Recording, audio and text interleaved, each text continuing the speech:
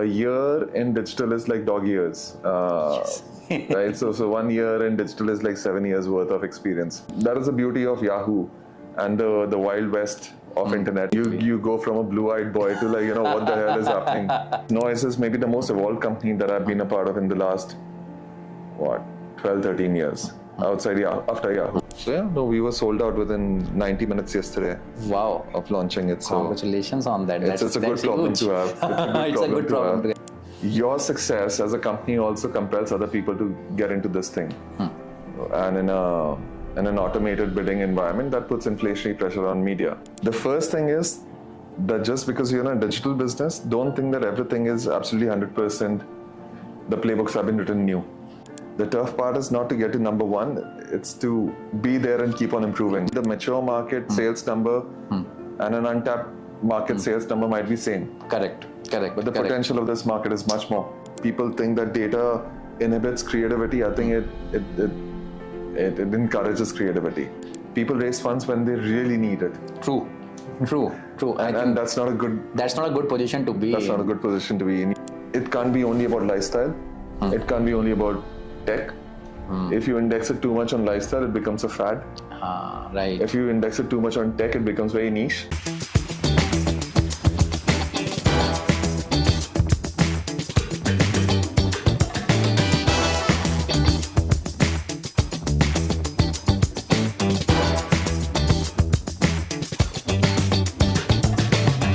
Hi everyone.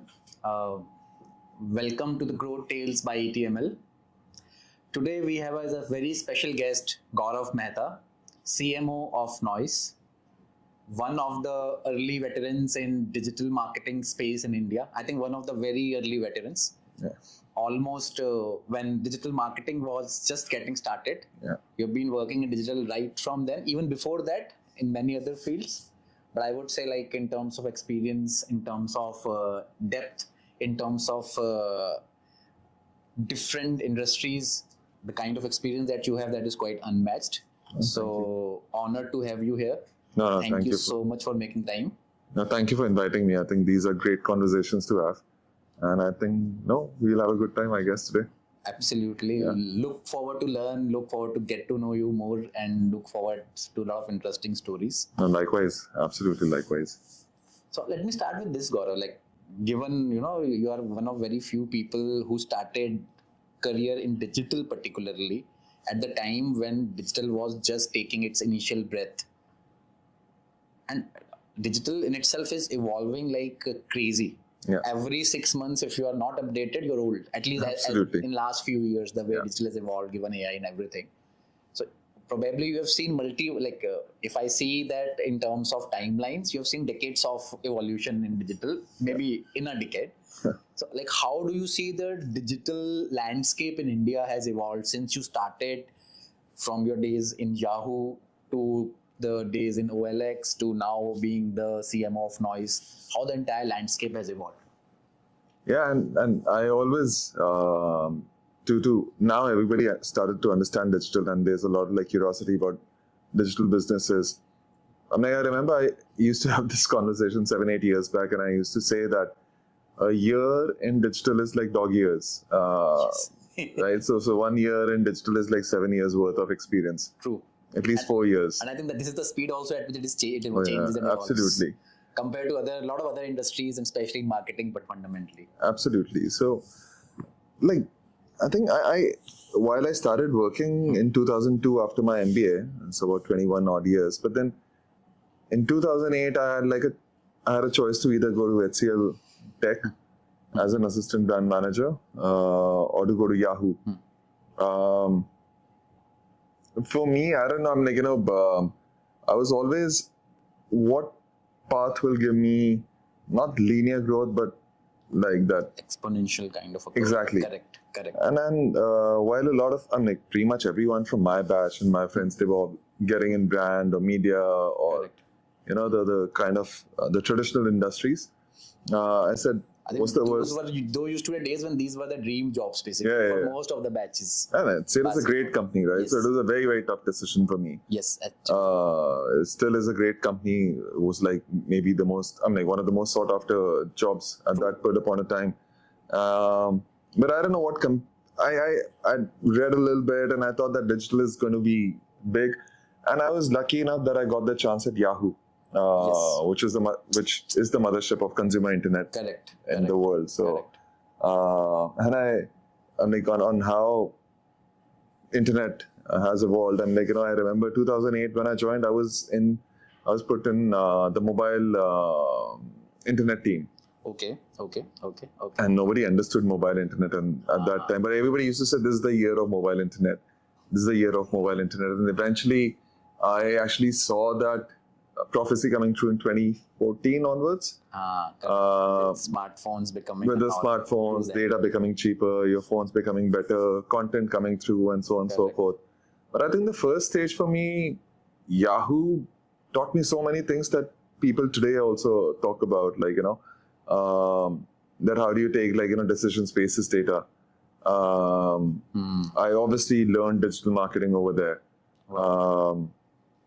And just the fact that, which is not like such a hard science, but more of a curiosity that came into, like, I'll give you an example, which could have come from any other place also, but I think digital was the place which could have served that insight. So Yahoo obviously was the largest internet player, one of the largest at that point upon a time. Yahoo India had homepage and mail as the two big destinations, the big traffic drivers. And then it had like a lot of other verticals, cricket, finance, Bollywood. I think it was selling advertising a lot. Absolutely. Basically, that was the core revenue model at those days, fundamentally. Absolutely, ad funded and ads and so on and so forth. Yes. Now, I think Yahoo Lifestyle was launched during the time when I was there. Okay. And conventional logic would have said that Yahoo Lifestyle, more young people, maybe more female oriented and so on and so forth. But then again, this is where the curiosity through data came into being. When we did cohort analysis, we understood that there was almost like a 40-45% overlap with the Yahoo Finance section. And so you almost had people who were like, whom you would have thought ki 35, 40, 45, just stock market dekh raha and all that.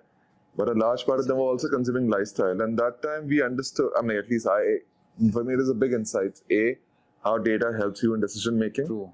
And how... You cannot intuitively figure that out. You can't, right? True. Because the lazy marketer would say, nahi, iska ye profile hota hai, iska ye hota hai and all that. But once you actually see that, then you just become a little bit more curious as a marketer. Fan of data as well, basically, because it reveals things fundamentally.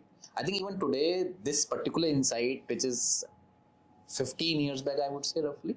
About like 12, 13 for sure. Still relevant in advertising world, because at times, let's say for a brand to advertise on finance websites is more costly. And if you have this insight which you're talking about, absolutely, you may want to just do a comparative analysis. The cohort is same. You're maybe better off putting your brand on lifestyle websites where the CPMs are relatively on a lower side. And the same thing happens in offline also. Yes. Like if you were to just talk about TV, like a news ad rate or CPRP is insanely high. Yes. But maybe you can get the same person on a music channel or on a movie channel where the CPRPs or the rates are much lesser. So I think it's not that there was like a lesson that somebody was trying to teach me over there, but then that is the beauty of Yahoo and the Wild West of internet in its initial. So and then eventually things kept on evolving. Also, speaking of the offline world, I see you have also had your stint and share of experience in entrepreneurship. You started Brand DNA right after your, I think, graduation at America, basically. Probably that is also something that would have built a very strong foundation. Because all things said and done, offline marketing has been established over decades. So fundamental principles would remain the same. And doing them such hardcore in Rajasthan, doing it for so many different brands, how did that help in terms of shaping your knowledge, understanding of digital, basically? Many ways, actually. First, on a broader basis, it made me understand that everything that you're doing has to go back to business. It has to tie back to business. A lot of times, you hear people saying, "Ye to brand hai, iska bhi malum nahi chalega," and so on and so forth. True. Partially, I agree. Some of those investments give you returns over a longer period of time, but then there's nothing that stops you in projecting when that result comes through. So your CFO, the CEO, the board actually understand why you're doing what you're doing. True. So I think running that startup and working for many industries in various go-to-markets, and deploying various go-to-market strategies made me understand कि ले दे के मतलब कि everything that you're doing has to come back to business. Correct. You're not doing it if you're just saying कि मालूम नहीं क्या होगा. मतलब that's a little bit of a lazy way out. So I think that is like a huge learning. The second thing was because I'm like 2003 starting this up. I'm like, one of the things that I was doing was I was actually trying to get the costs down for my clients. True. For that, I was actually having a network across the country. Okay.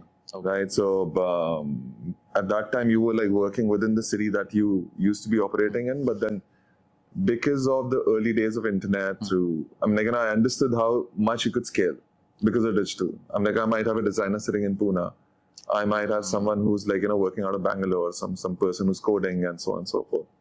And I was able to do that sitting in Jaipur. So the power of scalability was taught to me because of that experience.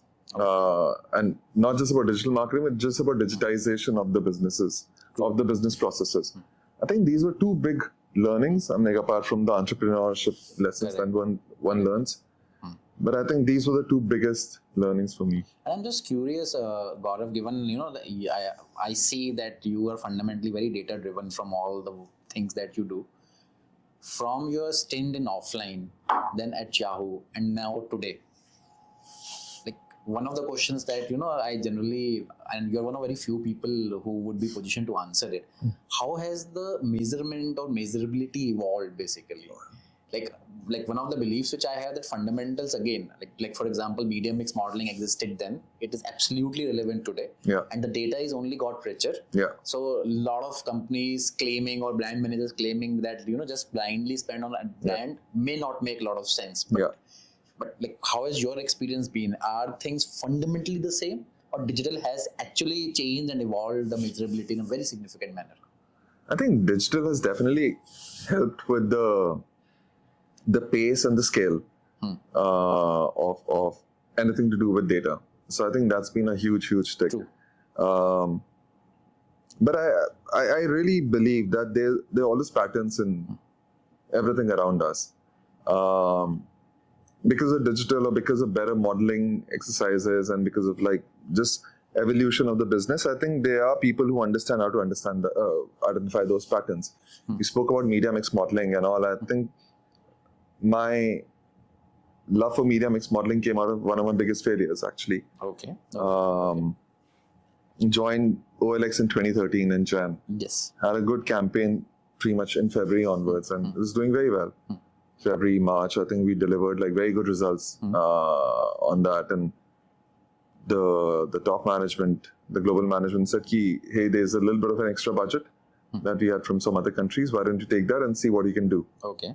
To extend the good work going. And okay. So April comes and then today's World Cup. So maybe some cricket over there. But April IPL starts off. Okay. And we are talking about 2013, where Vodafone, DLF, these guys are the big Pepsis of the world were advertising. The big sponsors. So we were, I think, I might be wrong, but I think we were the first digital player to go on IPL. Okay. Wow. So I said the campaign is doing well. Let me invest. The whole experiment to basically go. It backfired. True. Yeah.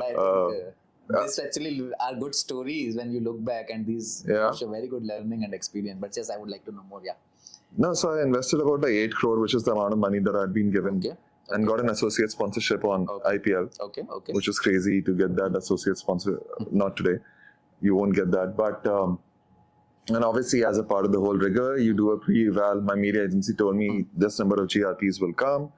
I said, great, let's do this. And as we started that campaign, I didn't see my numbers rising. In fact, they stagnated and they regressed. How come? Wow. Yeah. And on a weekly basis, I'm looking at the TAM reports. At that time, it was TAM, now it's PARC. That my GRPs were over-delivering by the tune of 20%. And still the fundamental so your reach is going like this and your numbers are going like this. Okay. Whereas still about a month back, I'm like, these were very, very parallel. And I couldn't understand this thing. True. one day, I don't know, I was talking with my operations head who used to look at the customer, the content quality and so on and so forth. And he said, the listings, because at OLX people used to list their products. Yes. Listings was one of the big business core metrics. business basically. He told me something very interesting that at 3 and 7 in the during the day, 3 p.m. and 7 p.m. the listings are dropping. Particularly 3 p.m. and 7 p.m. Yeah. And that map with the views. Because that is mapping with the starting off time of the telecast of the match. Okay. And whenever there's a big match, say Bombay versus Bangalore, the numbers used to be even further. Okay. Now, the whole curiosity thing, I mean, like, we were a single screen economy at that time. Yes. And time was finite. And also, there was a lot of like attention going towards watching the match. Okay. Apps were not as big as they are today. So even though people were consuming that ad, they were not responding to it as they respond these days. कि अच्छा कुछ दिख गया phone पे, app download कर लिया, कुछ कर दिया, कुछ खरीद लिया. Got it. So response times were much longer. So I understood that my reach and the attention economy, when I say attention economy, the like, users willing to give me their time and money were not correlated, which is when I said that this whole GRP se relate karke business chalana to kabhi nahi hoga. That's the hygiene for me, and that's where media mix modeling came into play for me. Because you could factor in the time lag also in that piece. Everything. Yes. Right, my decay curves, which channel is doing better, where to invest, how much to invest, and so on and so forth.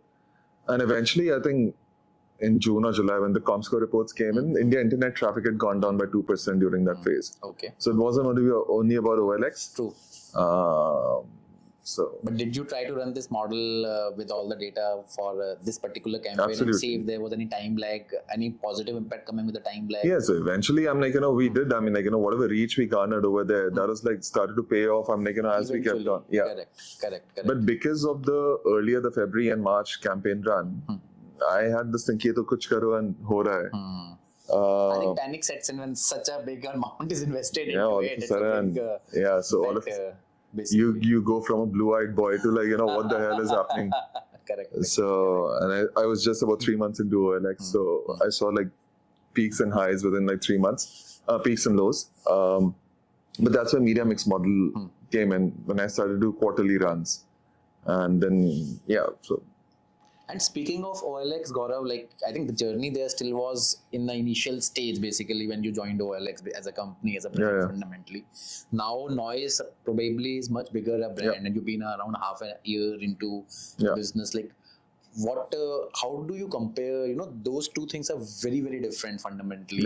The metrics that you're chasing, the expectation in terms of the impact, the time that you would basically have in terms of, get the returns back. So, like, what are like fundamental differences in terms of if I want to draw a parallel between OLX and let's say Noise experience so far? Many actually, but then I'll restrict myself to the most fundamental ones. I'm like, the first thing is Noise is maybe the most evolved company that I've been a part of in the last 12, 13 years outside after Yahoo.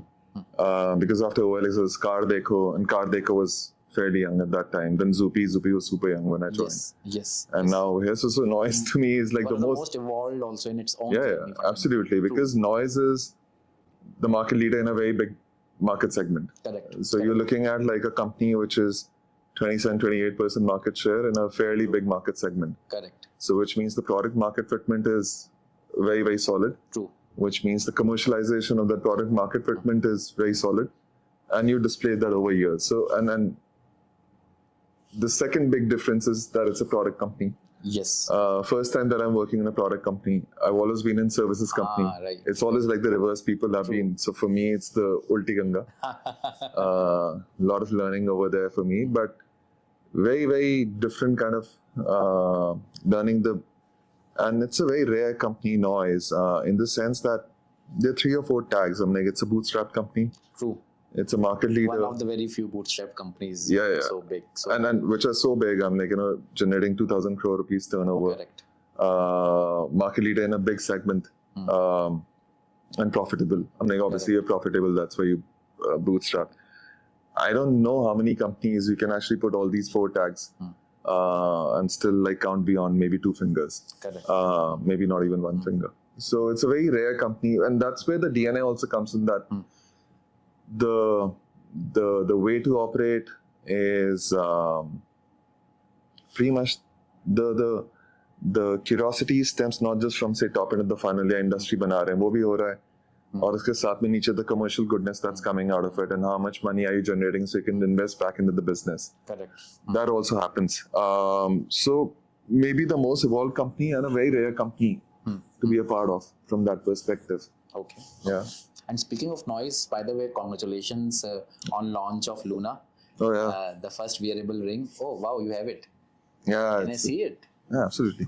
Go for it. Wow. Nice. So you've got some sensors on the inside. Wow. Yeah. And this is connected to your app on the mobile. Yeah, yeah. Basically. So there's a Luna ring, and all once the you wear, signals are saved on a cloud, and I can see all. and my then pretty history much and whenever you log in, it'll sync to the app, and then you can get a lot of insights on your health, sleep, and then Insights bases those metrics. So like, I didn't sleep well last night. I mean, like, so my readiness score is a bit low today. Okay. So it'll like kind of tell me, you don't push yourself physically too much, and so on and so So forth. notifications you can switch on, switch off. Absolutely. On the app. Yeah, Basically. yeah. Beautiful. And I think it's in 5 colors. It's in 5 colors, 7 sizes, built with titanium. So I'm sure you're realizing how light it is. Yes, it is. And It's waterproof as well. It is waterproof. So It has to be actually. yeah. So I'm like, the otherwise the whole. Thank you. But no, it's a very powerful piece of technology, and I've learned a lot about my sleeping patterns and so on and so forth, specifically. So I'm like I think a lot of insights would also be coming in terms of sleeping patterns, if you're sleeping healthy or not. Those kind of insights also it is able to give. Absolutely. So whenever it detects something which is happening outside the ordinary, it'll ask you, and then you kind of like gives it some information which keeps on like enriching the whole insight engine much better. So yeah, no, we were sold out within 90 minutes yesterday. Wow. Of launching it. So congratulations on that. It's a good problem to have. It's a good problem to have. It's a very good problem to have in business. No, but yeah, and I think that's where I'm making about noise. I'm making up, and this is like a project which has been for 15 months in I'm sure. making. So yeah, no, we are very, very excited with what the teams lot have of done. buzz around in the market. I have even on LinkedIn, I am seeing buzz for this kind of a product, which is rare, I would say. Yeah, relatively. I know. You would see it on all other sites, social media, but LinkedIn, that was surprising for me too, and that's why I got to know about it by the way for the first time. Oh, okay. No, so I think the teams have done a good job. To see this product on LinkedIn, yes, marketing has done really a good job here. Yeah. One question like this is something very interesting and very difficult when, like, for example, it's been 6 months for you at Noise and many other brands. Basically, it is very difficult at times for the marketing, since we also work with a lot of marketing teams, to go and for example, if you want to increase the budgets for performance, you have a clear projection in terms of what are the kind of ROS you can expect, and even if they approve, you're much more confident because you don't need to go and put all the money in one go. Fundamentally, you don't need to plan big. You can always scale back, scale up. Absolutely. But when it comes to branding, basically, let's say if you were to do a very big, large campaign, fundamentally, no matter how data driven you are, you have to take big bets. Like we were talking about an example of OLX, for example.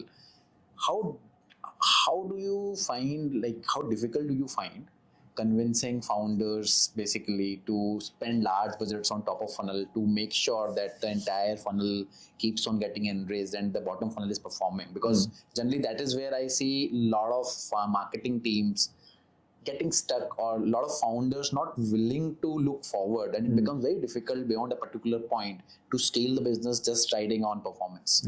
So like, how do you go about it, or what are the key questions that you face, challenges that you face, and how difficult it is in general to convince the founders or the management basically?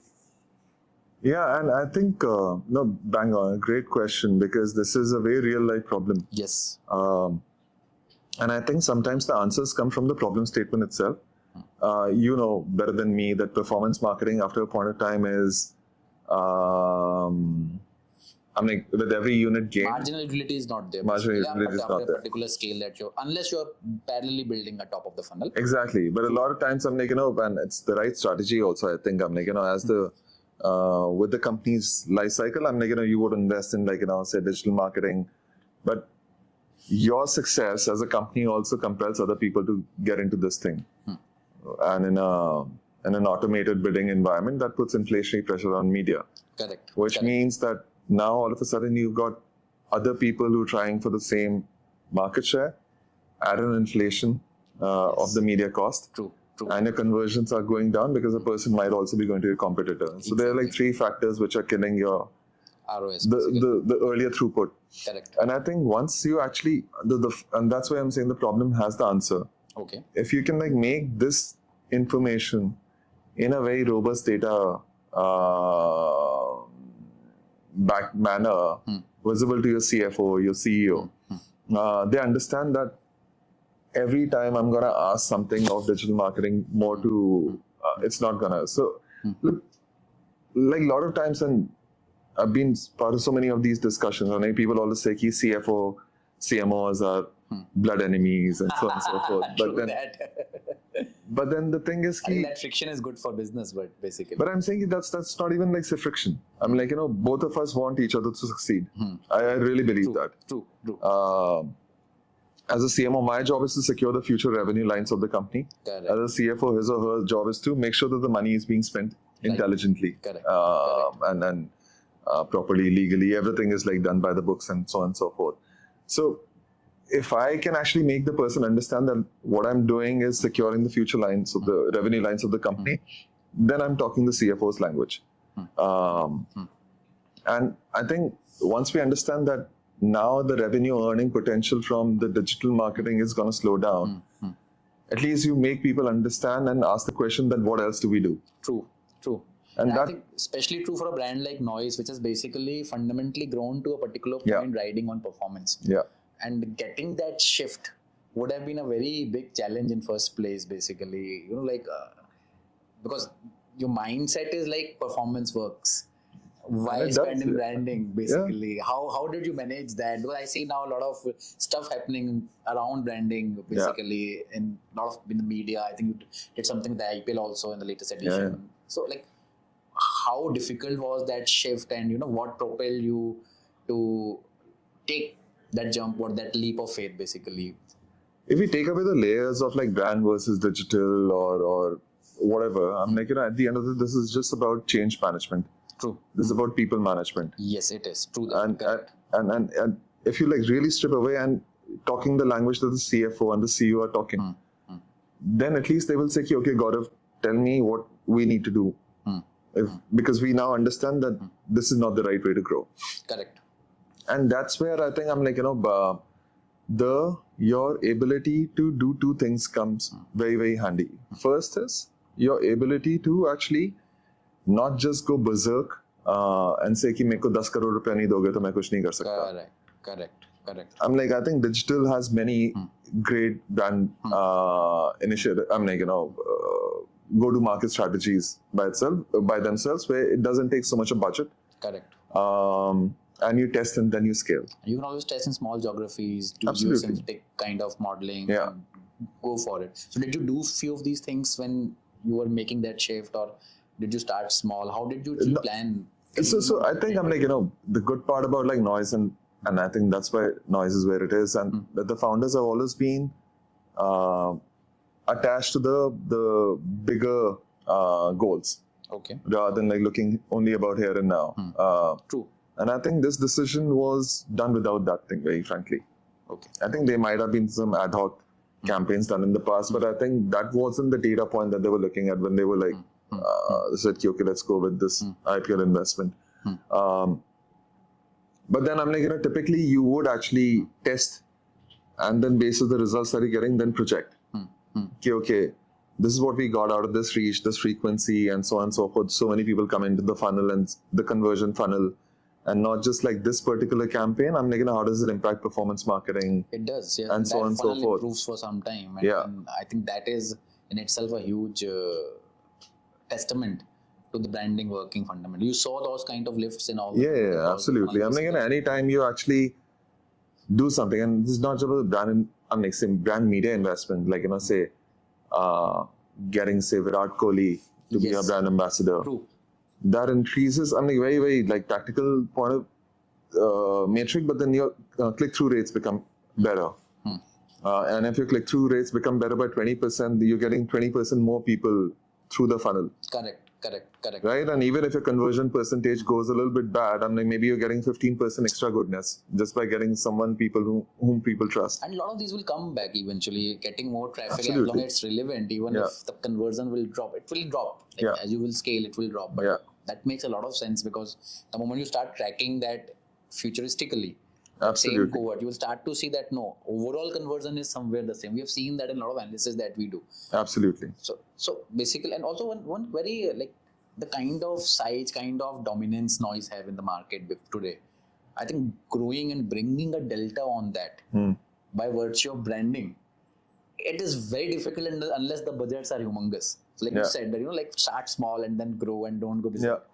But it's easier said than done for a brand which is as big as Noise. Let's say for the small brand in 0 to 1 journey, understood. You do few things, you do few campaigns, you see that lift. But unless you've spent a significant amount in branding, you will not be able to find, the delta is not enough for any model to justify. So how do you handle that nuisance?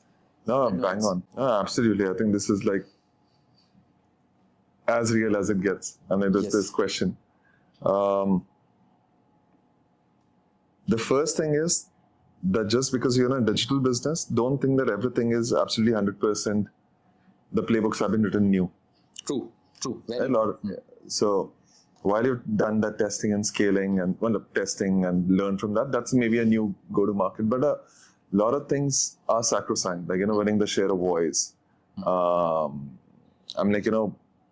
Being on the brand medias when the consumer is also looking to buy into your service. And so on and so forth. These are some things which help immensely.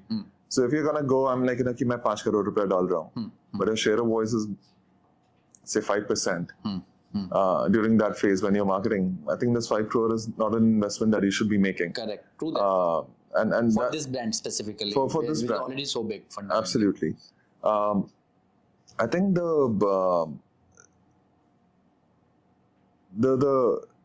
I think Steve was, at some point in time, he had said this thing. The tough part is not to get to number one, it's to be there and keep on improving. Yes, actually. He had said something like that. And it's very, very tough to show, like, but the good part, irrespective of whether our leadership or not, I think the market is still very nascent.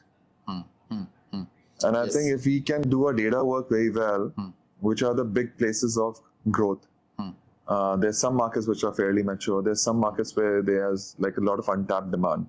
True. You could be a little bit intelligent about investing in those markets, which will have a high elasticity basis the investments that you're making. Correct. I saw it happen at OLX also. There were some markets which were mature, but there were some markets which were very untapped. Correct. And we saw faster growth coming out of there, and the quantum was fairly big to make a fairly large impact on a platform basis also. True. So I think those are some of the ways by which when the problem is big, I think you have to just make more it innovative also. Yeah, and then just make them smaller problems. True.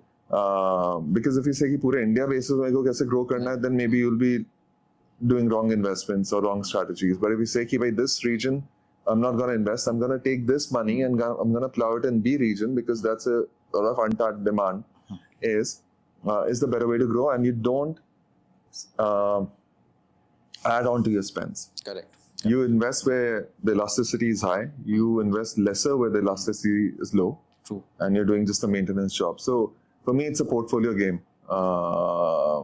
It's pretty much like stock portfolio. So, yeah. So when you're basically trying to identify these markets, or maybe at times platforms or these channels for marketing or even news, I would say, for branding, basically, like, do you go really deep into data to basically see exactly where the elasticity would be high? Because again, you will need to zero down maybe 4 or 5 geographies, or maybe some new particular channels or media mix where you would see that if I spend X, I can get, let's say, 1.5x, 5x, 4x, like some numbers. So is it pre-planned when you're basically like for next quarter, for example, or you just go with the sales number, which is one of the ways many people go after, and the overall market size and sales number, or there's something deeper at play when you're doing it for noise? So sales numbers are important, but they are not the comprehensive data point that one should be looking at, because the it might be just the tip of the iceberg. So ho sakta hai ki the mature market sales number and an untapped market sales number might be same. Correct. But the potential of this market is much more. True. And there's enough and more expert advice, secondary research data that can give you a very good understanding of the kind of investments and the elasticity of the market that you can enjoy, or you will need to invest if you were to go and invest in those markets. I think one of the big reasons for OLX and Dekho to become the largest classifier and the largest auto tech company in the country were because of this reason. Okay. We invested where we thought the markets would be much more receptive. So you don't like say कि अच्छा मेरे को ये region में ज़्यादा पैसा डालना है तो I'll invest say 20% more. You take out money and you reinvest. So your quantum might be the same, but now you're putting pretty much like say how media mix model will give you कि इस medium पे ज़्यादा throughput आएगा, या फिर इस medium के decay curves are still way off. You can keep on investing. Just the same logic on say which regions. Right. And True. I think that's where. So for me, the whole media mix model ka way of working with that, you can put that on regions also or categories also. Correct. I think one of the things which we have seen at ETML also working with certain clients fundamentally, like for example, you're talking about geographies. I think geosynthetic model works really well in that case. Like, have you tried something at Noise in terms of basically selecting few geographies, running a geosynthetic model and trying to find the exact differential you can get for X investment into branding, and like how accurate the projections or outcomes have been, and had it helped basically, or what's your take on that? So they've been very heartening. I mean, we've done something in a digital manner. Wow. Okay. Where we understood which cohorts or which markets to go after. And that we did certain tests and all. And we did see that our investments were giving us the results on the projected basis.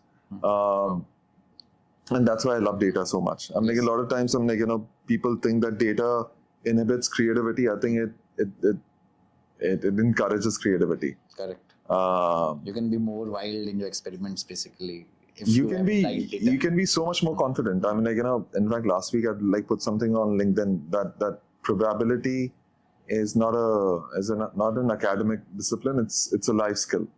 Wow, I like that quote. It's a life skill. I'm I was horrible at maths. I was really good at stats. We understood the application of probability and so on and so forth. And mean, ये सब क्या होता है वो समझ आता था मेरे को.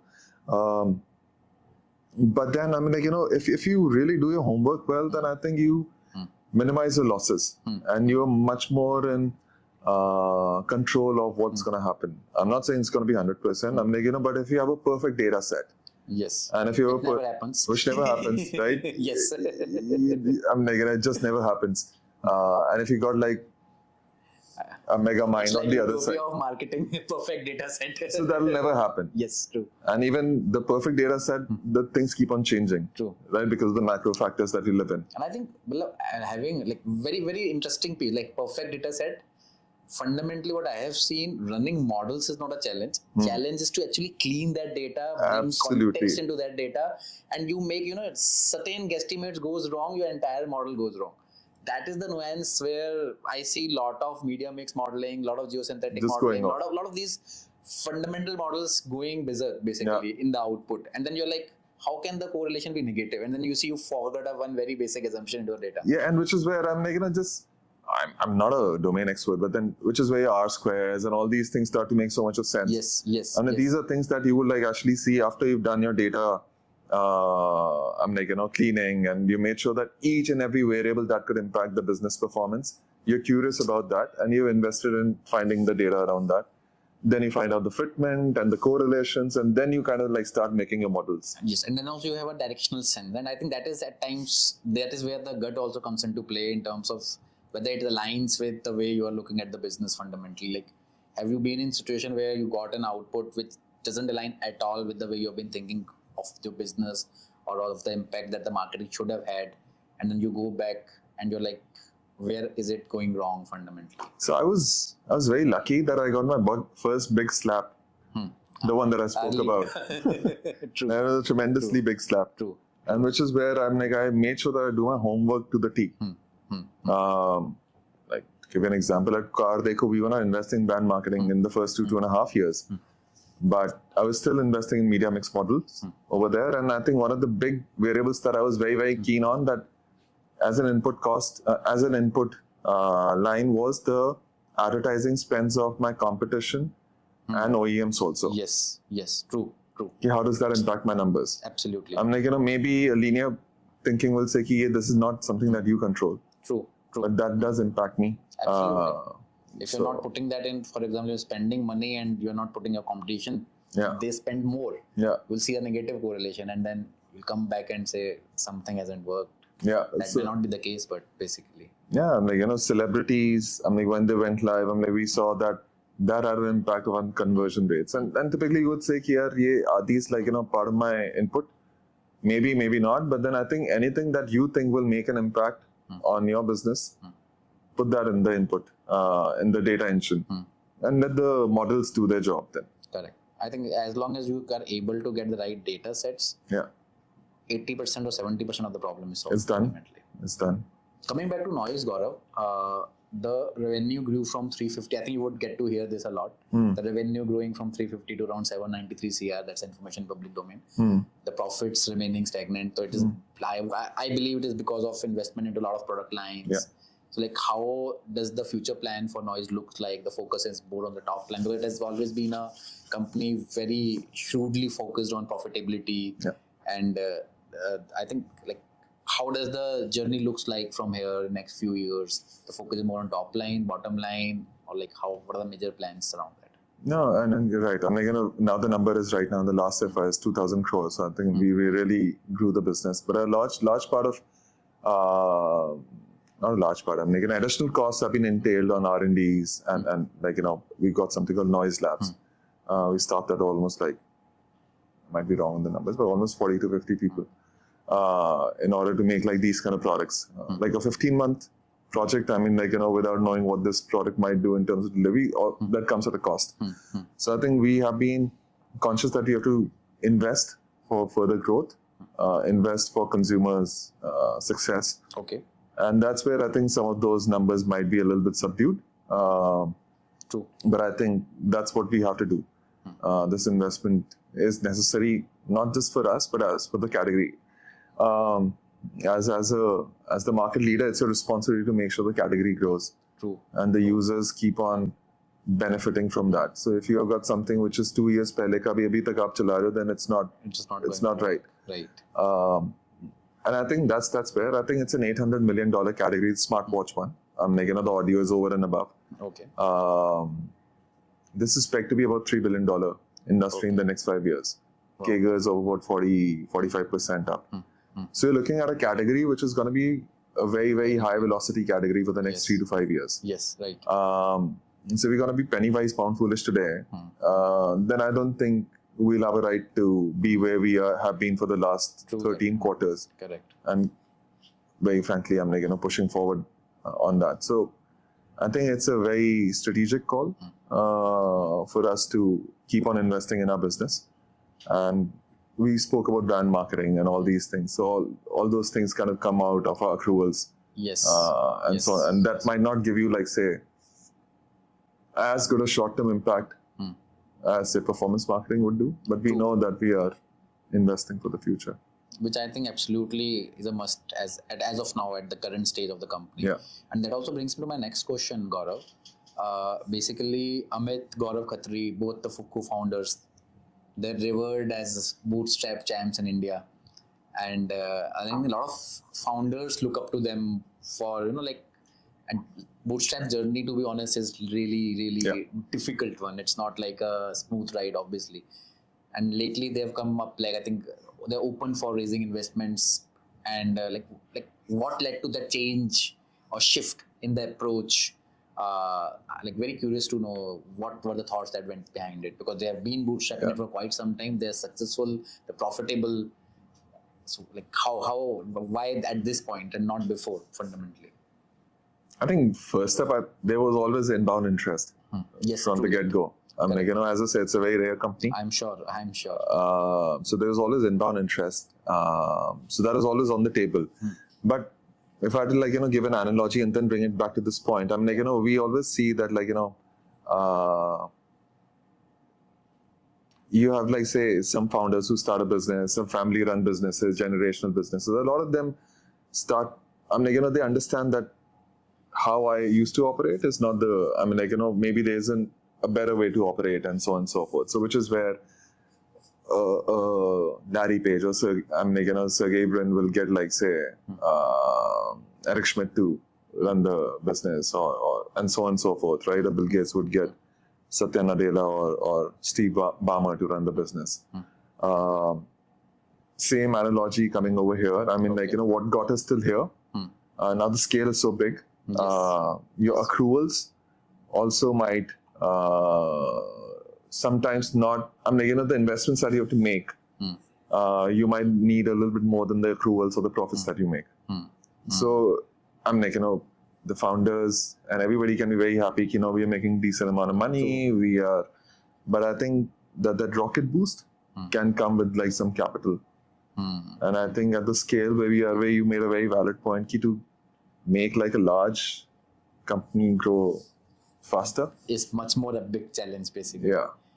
And I think, like you rightly just pointed out, the market is going in.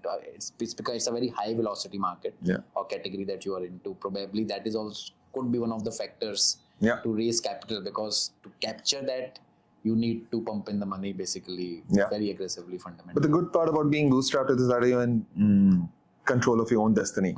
I've seen that so many times, over the course of the past 10, 12 years, that people raise funds when they really need it. True. And that's not a good position to be. That's not a good position to be in. You divest more, you accept some conditions which are, and sometimes you just get wrong kind of investor on board, which damages your business in the medium to long term. Today we don't have that sword because we are bootstrapped, we're in control of our destiny. So we, as and when it happens, we'll shake hands with the person whom we think is the right person for this business. True. Yeah. I think this brings me to my last question. I kept it for the last. What is one thing, because Noise will have another unique, because it has already a lot of unique characteristics, you've pointed them out. If you raise investment, I think this will be one of very few companies going to a particular point in a bootstrapped manner, then raising investment, and I hope going much bigger. Yeah. So what is one most unique trait, maybe it can be coming from the founders for the brand particularly, that you see made Noise what it is today? I'm just trying to think of a non-cliche answer, because some of them will seem cliche, but I think cliches are truth, which are... They're cliche because they're true, but what I'm trying to fish here for is there has to be something very unique going on in Noise, given the kind of unique position it has in the market. Well, I think, say things like user centricity and all those things are central to us, but they can be deemed as cliche. A lot of other companies are doing the same. I think it's a very rare DNA in the founders also. Okay. One understands lifestyle and technology really, really well. And one of them understands operations really, really well. Right. So I'm the combo is basically is what set this company up for success. I'm both the brothers, bringing their own strengths which are complementary and necessary. A lot of times you might have complementary strengths which are not necessary for the business, but then these complementary strengths were very necessary for a company it's a high ops business, a high touch point business. True. It's not like a digital services business which is low touch point, which is where an operations mindset is super critical. Supply chain, manufacturing, warehouse operations, and so on and so forth. I know the difference between being good at it and not being good at it is profitability versus being at loss, basically. Ability to project this is such a crucial thing. If you don't know how much should you order, either you leave money on the table or you over-invest in a product which will be a loss-making product. So how do you forecast demands and all? And then that's where I think this DNA from founder was very unique. Both of them got this. And I think they invested in high quality talent very, very early, in spite of being bootstrapped. That the fact that things that they think that others know better, they were humble enough to get that talent in. I think these two were really crucial because I think founders can sometimes get too close to their business. It's my baby, it is their baby, obviously. But then I think they were humble enough to realize that हमारी बहुत strengths है, complementary है, but there are many other strengths that we need. So you kind of got that from outside. The last thing that I'll say, which was very unique and maybe unique to the category also, not just unique to the company, is it can't be only about lifestyle. It can't be only about tech. If you index it too much on lifestyle, it becomes a fad. Right. If you index it too much on tech, it becomes very niche. Yes. Finding that this product does very well on both the ends of the spectrum is where good insight. Is where it became so big. The category became big. I won't like to name names, but then they have, and kudos to them. Maybe that's the positioning. But by being on these two ends of the spectrum, they were not able to do justice to the potential of this market. While they might have been very, very good in a small niche, and that's what I'm saying, kudos to them. Maybe that's the business strategy to get this mix right. Balance, right? I think that is where and that's where it's neither art nor science. That's what makes it most. You need brilliance for that. Couldn't have put it better. So I think these 2 or 3 unique points. I think I haven't said cliche things. So yeah. Yes. Yeah. So yeah. Wow.